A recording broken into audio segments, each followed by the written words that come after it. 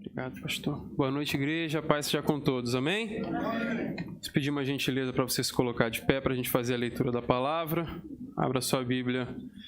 Primeira carta de Paulo aos Coríntios, capítulo de número 2. Vamos ler apenas 2 versículos, versículo 1 e versículo 2. Primeira carta aos Coríntios, capítulo 2, versículos 1 e 2.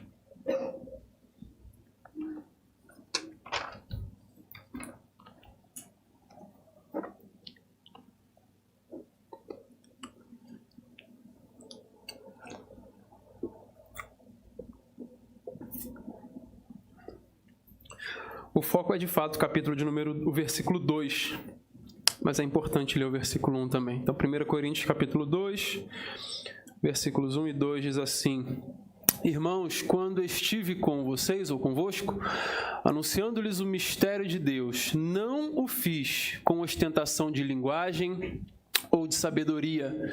Versículo 2: Porque decidi nada saber entre vós ou vocês, a não ser Jesus Cristo e este crucificado. Preste atenção nesse versículo, porque decidi nada saber entre vós, a não ser Cristo e este crucificado. Amém? Pode sentar em nome do Senhor Jesus.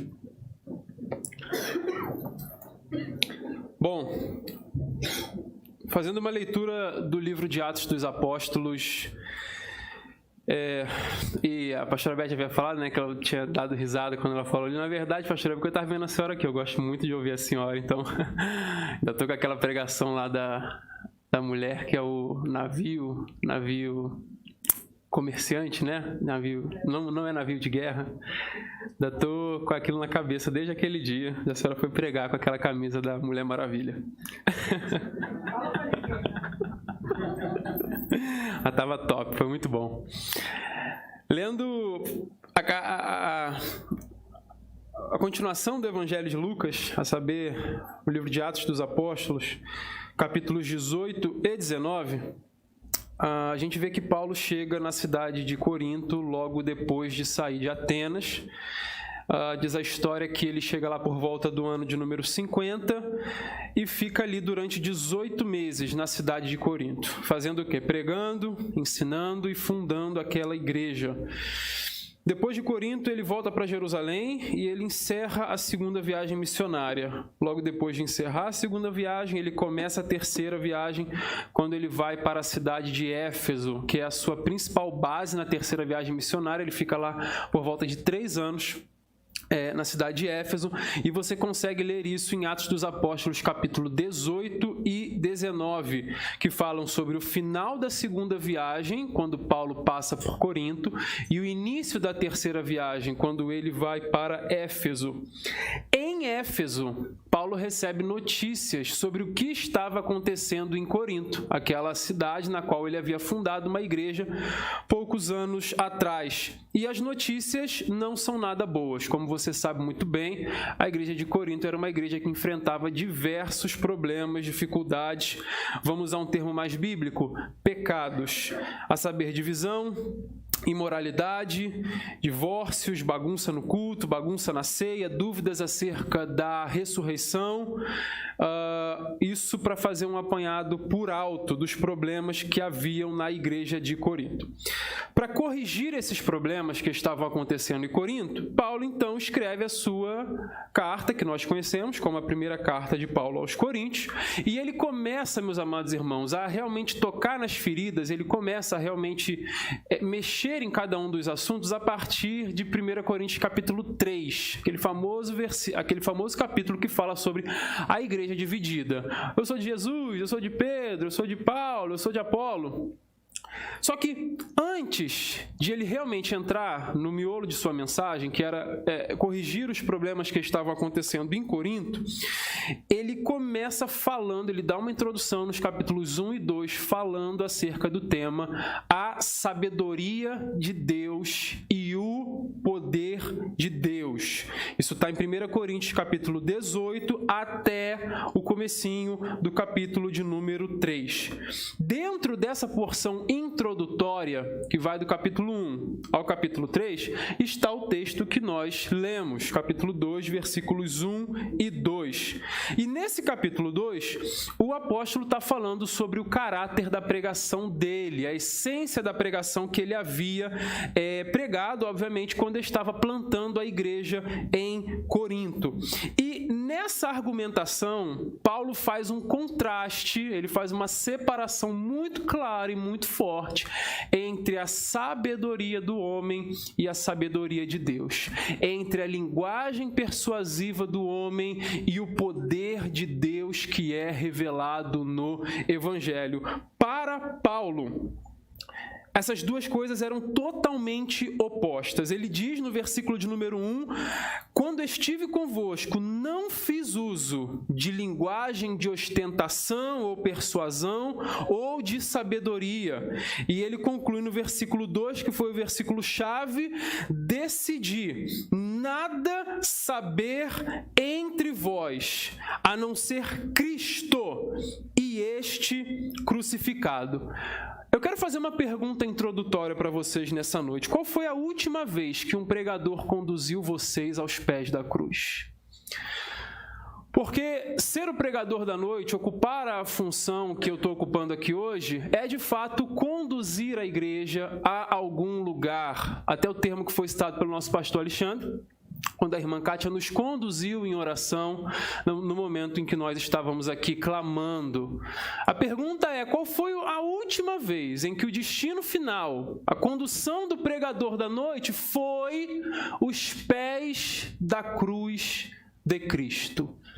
Porque o que temos visto hoje são pregadores que preferem conduzir as pessoas a outros lugares. Alguns pregadores gostam de conduzir o seu público a uma sessão de autoajuda. Falam tudo aquilo que o pessoal gosta de ouvir para que eles se sintam bem e saiam da igreja com o seu ego massageado. Ou conduzem as pessoas a um supermercado, ensinam elas a formar uma lista de desejos e agora é hora da gente ir na prateleira pegar tudo que a gente quer e o que a gente não quer a gente deixa para trás. Ou então conduzem as pessoas a um banco. Quanto mais você aplicar, maior vai ser o seu retorno. E aí usam aquele versículo, 30, 60, 100 por 1 vai ser o retorno do seu investimento. Uns até levam para algumas sessões muito místicas aí, enfim, com um monte de coisa, e água ungida, e rosa ungida, e coisa ungida, e cai. Bom, meus amados irmãos, hoje o nosso destino não vai ser uma sessão de autoajuda, nem um supermercado, nem um banco, nem nenhum outro lugar. O nosso GPS hoje ele vai para o Gólgota, a saber, o lugar da caveira, o Monte Calvário, o lugar onde o teu Senhor, o meu Senhor, foi crucificado. Hoje nós falaremos da mensagem da cruz. Hoje não saberemos de mais nada nesse lugar, a não ser de Cristo e deste crucificado. Hoje você vai ser confrontado a encontrar beleza e graça em uma das figuras e das imagens mais tristes e feias de toda a história. O nosso Senhor pendurado no madeiro, sangrando e sofrendo em nosso lugar. É para esse lugar que eu quero te levar hoje. Então aperte os seus cintos. Quando Paulo diz que decidi nada saber entre vós a não ser Cristo e este crucificado, algumas coisas me chamam a atenção. O primeiro ponto é você perceber que Paulo decidiu. O apóstolo Paulo decidiu pregar de uma certa maneira. Ele não sentiu, ele não adivinhou, ele não jogou dados, ele não viu para onde o vento estava apontando. Paulo simplesmente decidiu pregar a mensagem que ele gostaria de pregar. E cá para nós, meus amados irmãos, o pregador decidido é muito melhor do que o pregador emocionado. Porque o emocionado vai focar no teu sentimento. O decidido vai focar no teu entendimento. Ele não está preocupado com o teu arrepio. Ele está preocupado com o teu intelecto. Ele não quer uma mensagem que vai repousar na tua epiderme e não vai ultrapassar os limites da tua pele. Ele quer uma mensagem que vai cortar a tua alma por dentro, vai penetrar na divisão das juntas e medulas e vai transformar você em uma nova criatura. Portanto, nós precisamos decidir qual é a pregação que vamos pregar, qual é a pregação que vamos ouvir, qual é a pregação que vamos consumir, qual é o conteúdo que nós vamos ingerir, porque o Evangelho, a mensagem da cruz, Gênesis, Apocalipse, não é um livro de sentimento, mas é um livro de entendimento. Eu estou muito mais preocupado que você entenda o que eu digo do que você se emocionar com o que eu falo. É exatamente por isso que Paulo, na segunda carta aos Coríntios, diz que o Deus desse mundo não prendeu os teus sentimentos. Não, eles continuam soltos. Ele trava o entendimento dos incrédulos para que eles não creiam e não consigam ver beleza aonde está a nossa salvação. O segundo ponto é entender que a decisão de Paulo foi clara. Ele disse: eu decidi não saber nada no meio de vocês a não ser Cristo. Uma frase simples, uma frase curta, uma frase que parece sem significado, mas é uma frase cheia de significado para nós. Se você pensar sobre quais seriam os motivos que levaram Paulo a decidir pregar Jesus Cristo e nada além disso, você pode voltar, por exemplo, para o livro de Atos dos Apóstolos. Eu falei que antes de estar em Corinto, ele esteve aonde? Ele esteve em Atenas, discutindo, debatendo com os pensadores atenienses. E ele viu a fascinação daquele povo com as filosofias, com o conhecimento, com a retórica, com a linguagem pomposa, e como que eles realmente estavam fascinados com a sabedoria. E aí, saindo de lá, isso pode ter sido um bom motivo para que Paulo tivesse decidido ainda mais, ele firmasse ainda mais a sua decisão de pregar somente Cristo. Agora, me permita fazer um paralelo. Assim como haviam coisas que fascinavam os atenienses, assim como haviam coisas que seduziam os atenienses, também existem muitas coisas seduzindo a igreja hoje. Também existem muitos assuntos que parecem ser muito mais interessantes do que o Cristo crucificado. Existem assuntos que estão lotando tanto os nossos púlpitos que parece que não sobrou mais lugar para Jesus. Parece que eu e você estamos como Maria Madalena, levaram o meu Senhor e eu não sei onde o colocaram. Será que nós nos tornamos tão fascinados com tantas outras coisas que já não há mais lugar para Jesus na nossa pregação? Talvez você, assim como eu, já teve o desprazer de ouvir uma pregação que do início ao fim não tocou no nome de Jesus. Falou da tua felicidade, da tua alegria, da tua saúde, do teu dinheiro, da tua família, de tudo que você tem, tudo que você é, tudo que você quer, para onde você vai, de onde você vem, falou de tudo. Só que não falou do principal, só não falou de Jesus. É por isso que essa frase de Paulo, ela é tão importante para mim e para você. Nós precisamos tomar esta decisão de não saber mais nada entre as pessoas, a não ser Cristo e este crucificado. Quando você pensar que você tem um assunto melhor para tentar conduzir fulano ou ciclano à fé que salva, você está muito enganado. Se Paulo foi convencido pelo Espírito Santo que o principal assunto da pregação dele devia ser Cristo, quem é que somos eu e você para fazer diferente, meu irmão? Será que nós podemos fazer melhor do que Paulo, Pedro e o próprio Cristo, que quando caminhava com os discípulos de Emaús pregou sobre ele mesmo? Será que eu tenho argumentos melhores do que o apóstolo aos gentios? Será que eu tenho argumentos melhores do que Pedro, que ganhou 3.000 com uma pregação? Não! Portanto, pare de pregar outras outras coisas e decida saber apenas Jesus Cristo e nada mais além disso.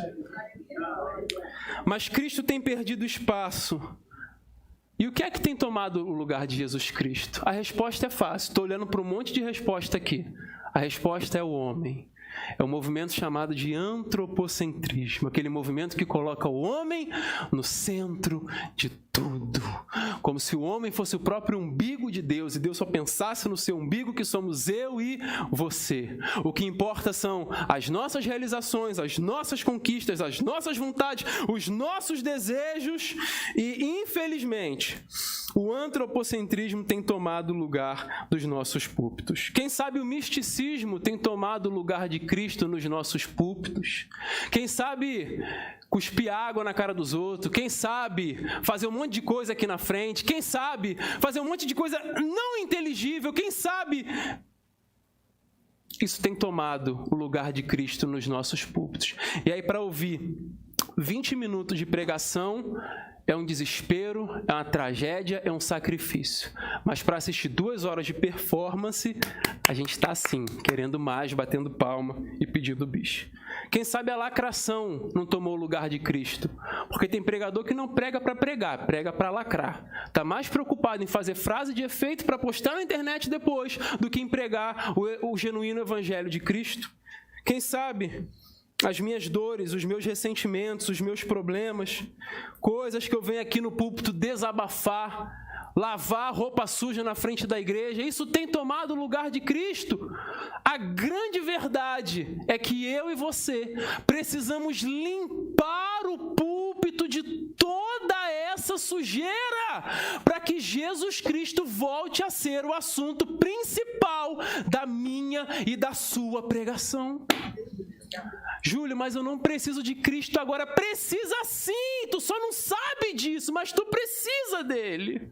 Não, mas eu não preciso ouvir sobre Jesus agora. Precisa sim, você que acha que não precisa.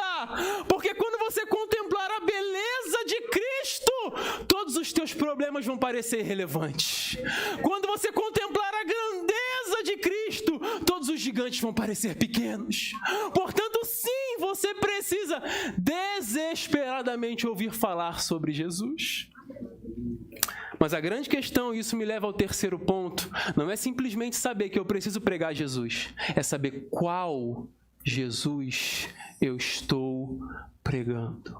Olha o que Paulo escreveu: decidi não saber nada entre vós, a não ser Cristo, e este crucificado. A grande verdade é que para fugir do segundo ponto que eu citei, falou, não, Jesus, Júlio, na minha pregação, na minha mensagem, no meu estudo, eu falo de Jesus. Só que aí a gente faz um Jesus meio que à la carte.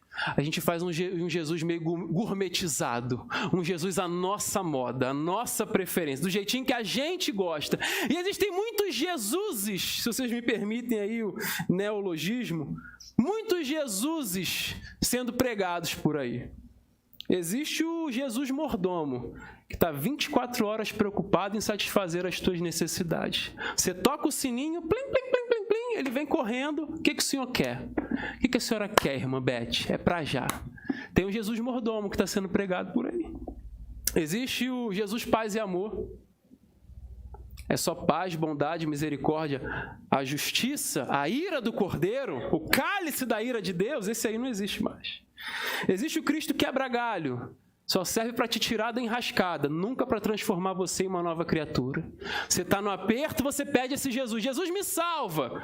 Ah, vida eterna? Não, me salva desse probleminha agora, só para eu escapar aqui. Mas eu não quero mudar de vida, eu não quero transformar quem eu sou. Existe o Jesus Cristo político, aquele que só salva o presidente que eu votei. Porque se não votou no meu presidente, crente você não é. Existe o Jesus Cristo da política também, né? Que vai lá na urna, aperta, o verde confirma. Paulo faz questão de falar que o Cristo que ele prega não é nenhum desses. O Jesus que ele prega não é um Jesus fruto da imaginação e nem das necessidades próprias de Paulo, não. Ele vai falar, eu prego Cristo e este crucificado. Eu trago a mensagem sangrenta da cruz do Calvário e jogo, lanço, esfrego na cara do pecador não regenerado. E aí você pode falar, poxa, Júlio, mas isso aí não dá resultado nenhum. Como é que você vai evangelizar alguém? Como é que você vai pregar para alguém? Como é que você vai falar de Jesus para alguém com essa imagem tão terrível de um homem pendurado no madeiro, sangrando, sofrendo, com uma coroa de espinhos na cabeça, uma placa zombando dele acima do seu corpo? Como que isso vai convencer alguém, Júlio? Paulo está dizendo, meus amados irmãos, pelos olhos naturais, pela sabedoria humana, o Cristo crucificado é loucura e escândalo, mas para nós que somos salvos, é o poder de Deus para a salvação. O método funciona assim. Você só não pode tentar avalizar os métodos de Deus pela lógica e sabedoria humana. Nunca vai dar certo. Por quê? Por que motivos, então, Paulo pregava esse Cristo, que é o Cristo crucificado? E aqui eu já caminho para a minha conclusão. O primeiro motivo é que o Cristo crucificado é aquele que satisfez a justiça divina e aplacou a ira de Deus. Porque nós precisamos ter bem claro, meus amados irmãos, que quando contemplamos a imagem de Jesus na cruz, quando contemplamos a vergonha da cruz, quando contemplamos a humilhação do Filho de Deus, nós temos claro, escancarado na nossa frente, que nenhum mísero pecado que eu e você cometemos ficou sem punição. Nenhum centímetro da nossa maldade ficou sem o castigo de Deus. Não. Deus, ele puniu todos os meus e os seus pecados do início ao fim. Só que a pele que foi cortada não foi a minha e nem a sua. Só que a carne que foi atravessada não foi a minha e nem a sua. Só que o rosto que foi cuspido não foi o meu e nem o seu. Todos os seus pecados foram punidos diretamente em Cristo. E quando Cristo sofre a punição do meu e do seu pecado, a ira santa e perfeita de Deus é satisfeita. Ela é aplacada. O que Cristo faz é como se houvesse um míssil vindo na nossa direção e ele mudasse a trajetória daquela bomba. Só que aquela bomba não vai parar no meio do mar, no meio da floresta, no meio do nada, não. Aquela bomba cai justamente em cima do Filho de Deus e ele absorve todo o impacto da justiça divina. Onde é que está a beleza nisso? Se eu sofro o impacto, eu respondo com impacto. Se eu sofro a ofensa, eu devolvo a ofensa. Se eu sofro a humilhação, eu devolvo com humilhação. Foi isso que Cristo fez? Não. Ele sofreu dano e respondeu com amor e com graça. Ele sofreu a vergonha e nos retribuiu com salvação e vida eterna. Ele verdadeiramente levou sobre si as nossas enfermidades, a ponto do profeta dizer: o castigo, a punição que nos traz a paz. Como é que pode um castigo trazer paz? Porque o castigo não estava sobre você, estava sobre ele. E por causa das feridas dele, nós fomos sarados. O segundo ponto que me leva a crer nisso é que o Cristo crucificado é também o Cristo vencedor. Isso parece não fazer sentido, porque o Cristo crucificado é, na ótica humana, na lógica humana, o Cristo perdedor. Se ele morreu, se ele foi crucificado, se ele foi levado ao alto da cruz, é porque ele perdeu e Roma ganhou. Na mentalidade humana, nos olhos naturais, é isso que aconteceu. Mas de um modo maravilhoso, misterioso e sobrenatural. E principalmente se você ler a carta de Paulo aos Colossenses, ele vai dizer que, na verdade, a cruz não é o lugar da derrota de Cristo. Muito pelo contrário, a cruz é o lugar da vitória de Cristo.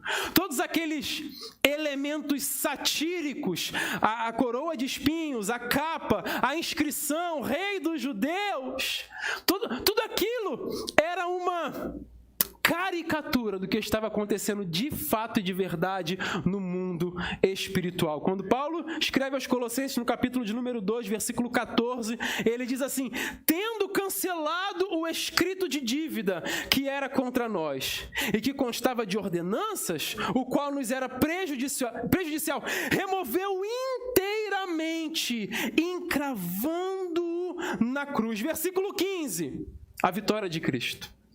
E despojando os principados e as potestades, publicamente os expôs ao desprezo, triunfando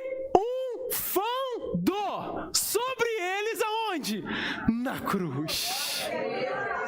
Na cruz, no alto do madeiro, atravessado, moído por Deus, Jesus Cristo triunfou. Lá ele foi vitorioso, lá ele foi glorioso, lá ele venceu. Lá no alto, quando as pessoas olhavam e diziam: perdeu, Cristo estava triunfando sobre a morte.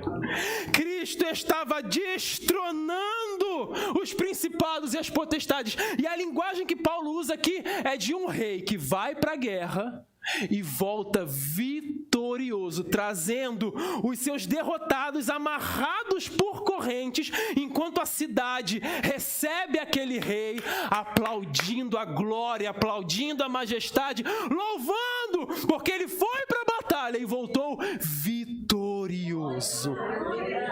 E agora envergonhados são os seus inimigos, envergonhados são os que lutavam contra ele, envergonhados são os que achavam que iriam triunfar sobre ele. Mas no alto da cruz, Cristo triunfou.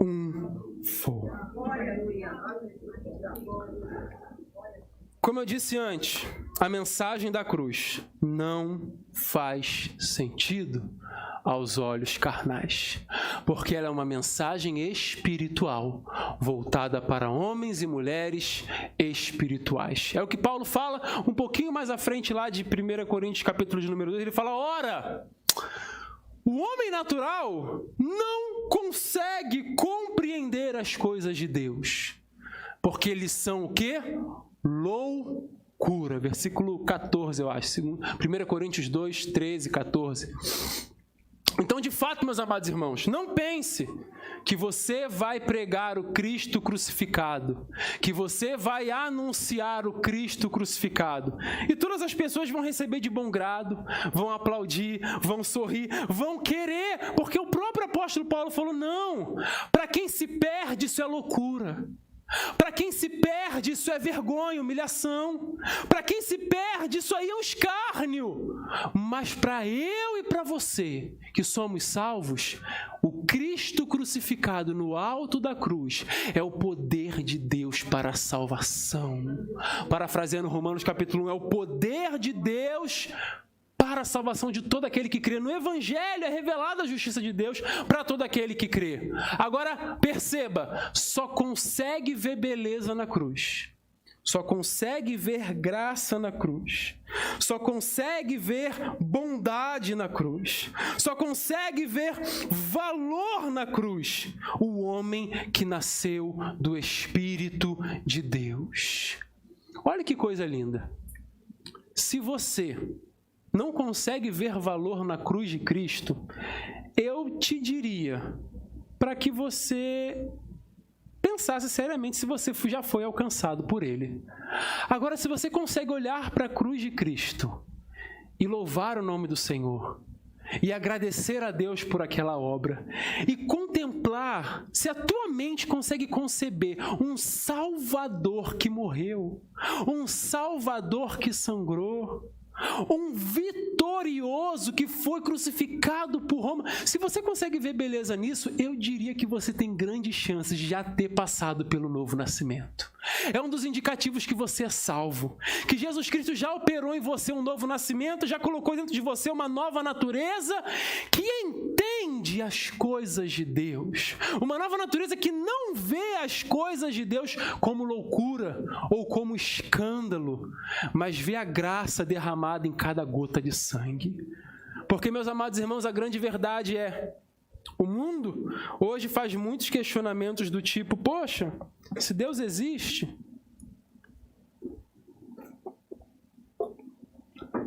o mundo fala, poxa, se Deus existe, por que ele permite que coisas ruins aconteçam com pessoas boas? Como nós estávamos orando aqui, por que ele permite que pessoas morram, pessoas fiquem doentes? Por que ele permite que pessoas que são tão boas passem por situações tão ruins? Por que ele permite a calamidade, a tragédia, o choro? Se Deus existe, por que o mundo está do jeito que está? E o grande problema nesse pensamento não é nem a argumentação em si, mas é a premissa. O grande problema é você pensar que existem pessoas boas. O escândalo maior não é por que é que Deus permite coisas ruins com pessoas boas. O grande escândalo é por que é que Deus permite coisas boas para pessoas tão ruins como eu e você? Por que é que Deus permite coisas boas para pecadores que mereciam o inferno como eu e você? Por que é que Deus entregou o seu Filho para morrer no nosso lugar? Por que é que Jesus Cristo levou a vergonha que eu deveria levar? Já se perguntou por esse prisma? Já pensou por esse lado da história? Ou você estava sempre se vendo como uma pessoa boa, digna e tudo mais? Não. O grande escândalo, meus amados irmãos, é justamente isso. Deus salva os pecadores. Deus ainda salva os pecadores. Finalizo dizendo que algumas pessoas se sentem incomodadas com a ideia de Deus enviar pessoas para o inferno. Mas o grande ponto que deveria incomodar é como é que Deus consegue levar pessoas para o céu. Como é que Deus foi capaz de fazer uma coisa dessa? Sendo que nem eu e nem você merecíamos 1 centímetro do céu sequer. Como é que Deus foi capaz de inverter tudo nessa ordem? Como é que Deus foi capaz de ser tão gracioso, tão misericordioso? A resposta para tudo isso está justamente no Cristo crucificado. Que eu e você comecemos a priorizar a mensagem da cruz. Pregar o Cristo crucificado acima de todo e qualquer assunto que pareça mais importante, pareça mais interessante, pareça mais agradável, pareça mais fascinante. Mas que eu e você façamos como Paulo, decidir nada saber entre vós, a não ser Cristo e este crucificado. A mensagem da cruz é loucura para os que perecem, mas para aqueles que são salvos é o poder de Deus. Se coloque de pé para nós orarmos nessa noite.